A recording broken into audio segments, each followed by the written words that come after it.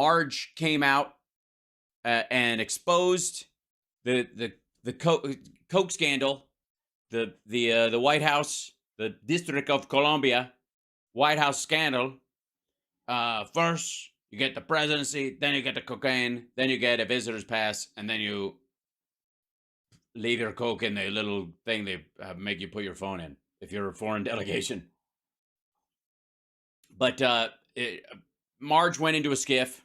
We'll get to it eventually. Marge went into a skiff.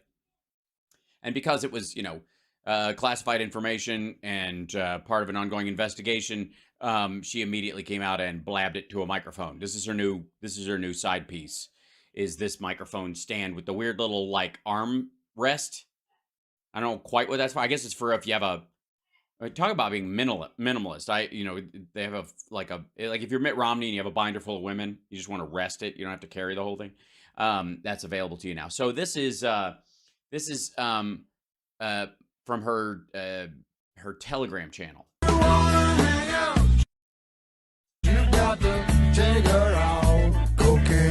Yeah, that's what she played. So her own channel just posted the video, no audio of her speaking, just cocaine from Eric Clapton. A guy, by the way, who politically is on her side of the aisle. Now, they obviously posted the full video earlier. Hold on one second. Well, let's just get excited. It's going to be everything you've wanted and more on. Oh, hold on. This won't play regularly. I have to push this. The real concern here is American citizens every single day go through drug tests as part of their employment for their... Every day.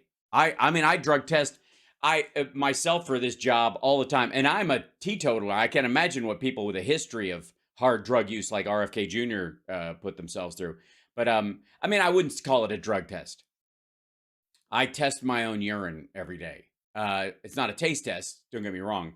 It's a pop quiz, sort of, if you think of it. Sorry. This is so stupid. All right, hold on. Jobs. This is a common practice.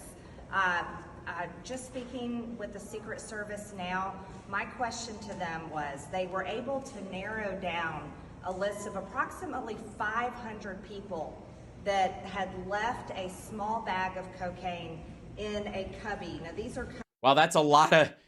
So 500 people left a bag of cocaine. So it's really hard to figure out who this particular cocaine belongs to, I guess. That's got to be tough. That's tough for the Secret Service. I don't even know how they're going to pull that up. Like, and you got to test it all. Obviously, most of it's going to be mannitol, the baby laxative.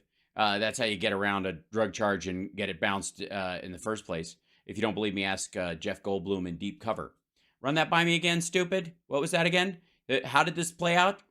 True crime fans, just ignore the details. We're able to narrow down a list of approximately 500 people that had left a small bag of cocaine in a cubby. Now, these are cubbies that are controlled by the administration, not by... They're controlled by the administration. These are administrative cubbies. They are, if you walk up and you have the personal stuff you're supposed to put in this cubby, the government, they had, Trump administration had one. Obviously, George W. Bush had one. They'd have somebody going, no cocaine, please. Don't, you can put benzos, amphetamines, the Breaking Bad meth, that's fine. Representative Gosar, please, after you.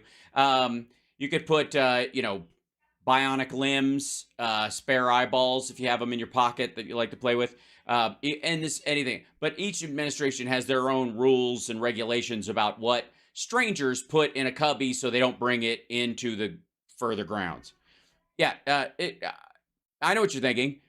You're thinking, this doesn't sound like reality at all. This sounds like a woman who believes being hit in the head with a book is reading it.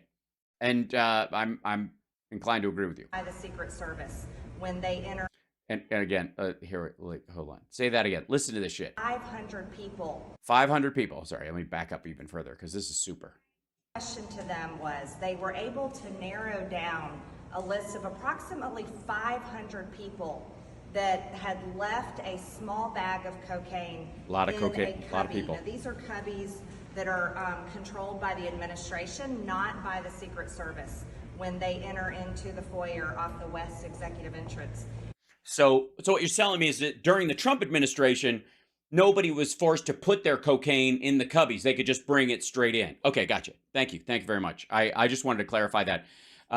This cocaine was found there, so they were able to bring the list, narrow it down to approximately 500 people who all had cocaine. Yeah. Approximately 500 people. My question to them was, have they drug tested this list of 500 potential suspects that brought an illegal substance, a drug, cocaine? Well, they would have to, obviously they would pass the drug test because they don't have their cocaine. It's hard to, fuck, I might finally pass this drug test. I left my cocaine in a cubby. You do realize that without their drugs, they probably would test clean.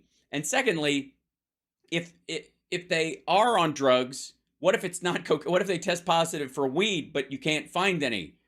Are they responsible? Now they have to come back tomorrow and put some weed in the cubby? I don't know how this tithing works. What's the drug tithe work? How did it work in the Trump administration? Inquiring minds want to know.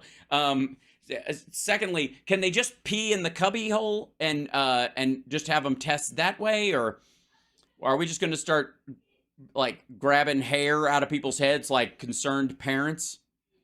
This is fucking amazing. Oh, God.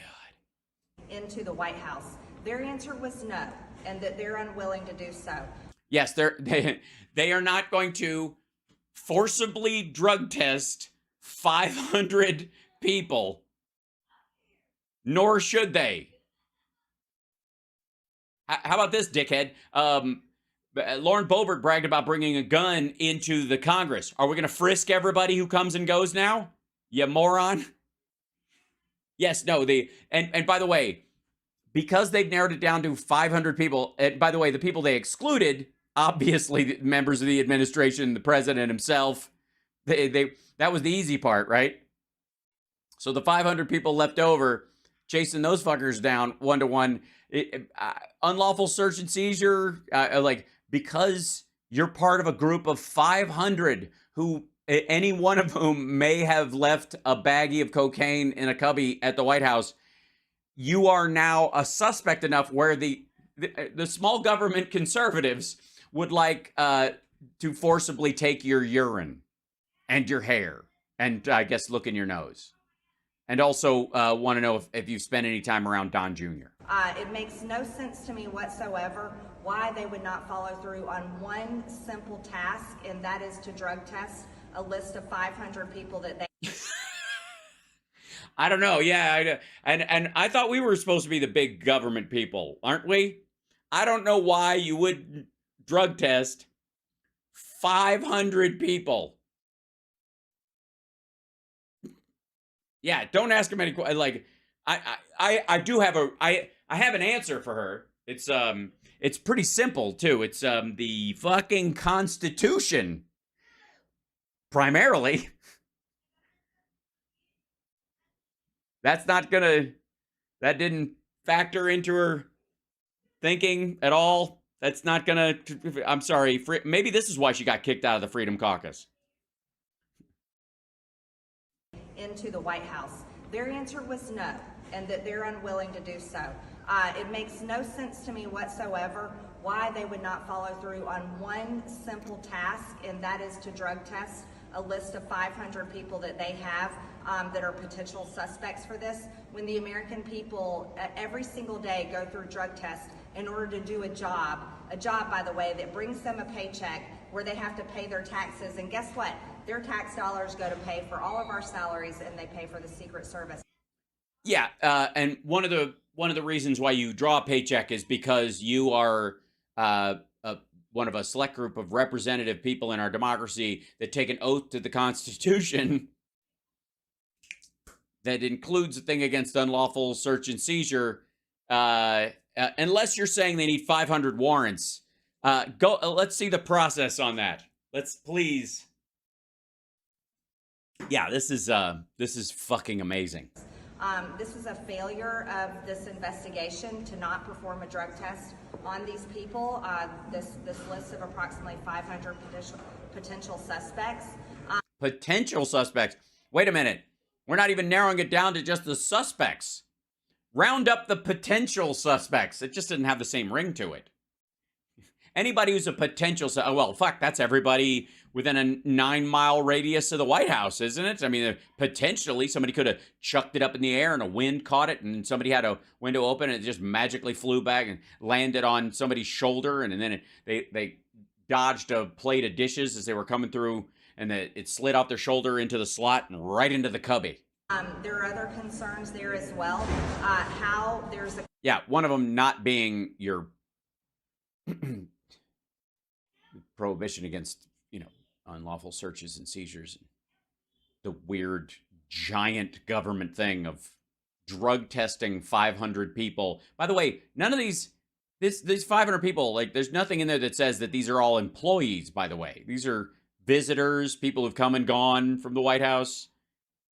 All 500 of them. Just, okay. Cubby box that has a key.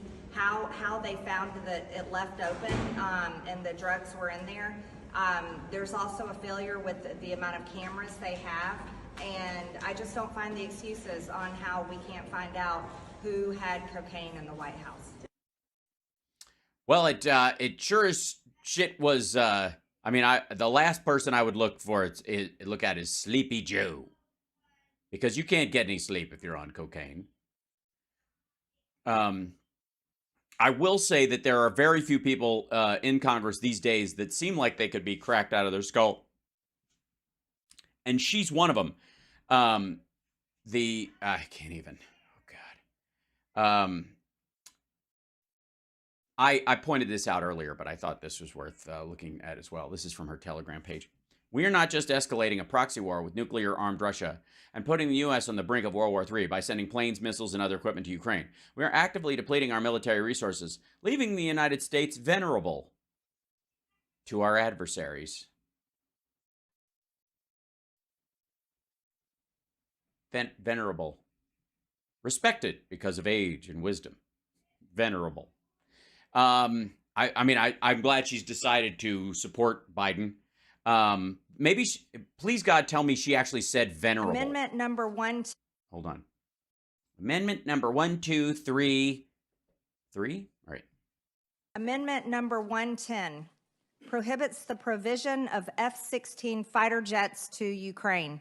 Oh, this is her amendment that she's trying to offer in committee. My amendment would prohibit the U.S. from sending F-16 fighter jets to Ukraine. Providing F-16 fighter... By the way, no, it wouldn't. Because it won't ever actually get enough votes to pass and go through the process and actually get signed in terms of it ever reaching the president's desk. It singularly would more than likely make a bill veto happen. But your intention, I get it. Jets to Ukraine will not only deplete our own fighter fleet, but it will escalate the proxy war with Russia, which is a nuclear power, rather than... And by the way, the fact that we have a sitting House member calling this a proxy war, fuck you. Implementing diplomatic solutions. Again, we should not be funding war. We should be pushing for peace. Yeah, it's like, I don't know why Marianne hasn't picked her to be her VP at this point. Honestly, it's a campaign run on love. Amendment number 113 prohibits the provision of long-range missiles to Ukraine. My amendment prohibits the U.S. from sending long-range missiles to Ukraine. Too late. Providing long-range missiles to Ukraine will further implicate the U.S. in a war with Russia. Implicate? U.S. weapons being fired into Russian territory is an unprecedented disaster that will insert the United States into World War III. And insert us. Mm-hmm. And dry, too. It's just rude. Be catastrophic for our country. And we all need to remind ourselves that China now has a military base on Cuba, which is... On Cuba? Is that like on crack? Is 90 miles from Florida. Do we want China to have long-range missiles? Yeah, we don't want them to have long-range missiles. Missiles on Cuba that they can fire into the United States. I know the American people do not want that. And here's how this works out. Let's say China puts long-range missiles in Cuba. And in response, the administration moves moves a couple of ships in the area that have anti-ballistic missile or anti-missile armaments on them, just specifically, used to shoot that kind of shit down. And in this analogy, the argument she's making is that the United States should not respond to China putting missiles there because we would then be the ones escalating to World War III. Yeah, I don't get it either. It's just she's fucking stupid. It's amazing, but it's not surprising. And you got to understand, she's sucking up a lot of oxygen in the Republican area. Hold on. Amendment 105 strikes $300 million of Ukraine funding. This bill includes $300 million in additional funding for Ukraine. My amendment would eliminate this provision. According to the Congressional Research Service, I don't know who the dude sitting next to her is, but he's just like, hold on. He's just fucking miserable. Get this in here. Where is this? I think it's down here. What? Hold on. This guy. Yeah, this guy. See him right there.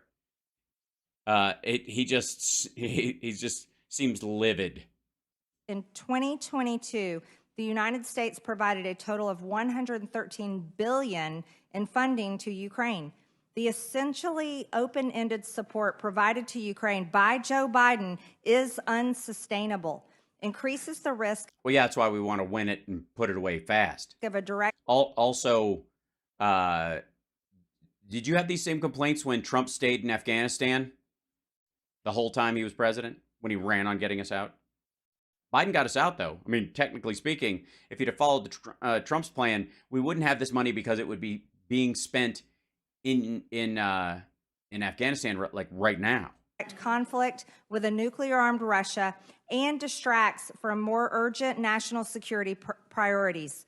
Congress should not authorize another penny for Ukraine and push the Biden administration. It's like a school board meeting that matters. To pursue peace. And again, I would like to remind everyone what the mission of the Department of Defense is. It states it on their website. And that I went to their website. Y'all can go there. That is, our mission is to provide the military forces needed to deter war and ensure our nation's security. That's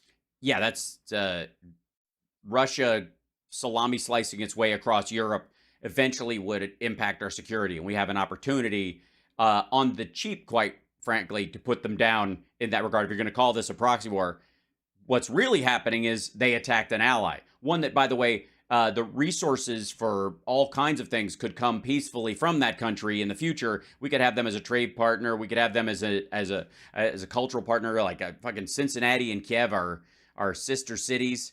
I believe that's the city of my birth, oddly enough. For America's national security, not Ukraine. Ukraine is not the. Yes, this is. You're right. Hey, how would she have felt about the Nazis going into Poland? Not our problem. This is international NIMBY. Thanks, Karen. 51st state of the United States of America. Or sorry, thanks for Karen. I can't read and speak at the same time. It's just wrong. Anyways, you're watching Hal Sparks Mega Worldwide. Thanks. Hi. How are you? I just wanted to jump in. That's from her Telegram channel. This is the kind of stuff. She put 6 amendments up today and then read them off like it's a fucking. I swear to God, it's everything she says is we're on the brink of World War III. This is the brink of World War III. She got like one Kremlin talking point and she's just hammering the shit out of it.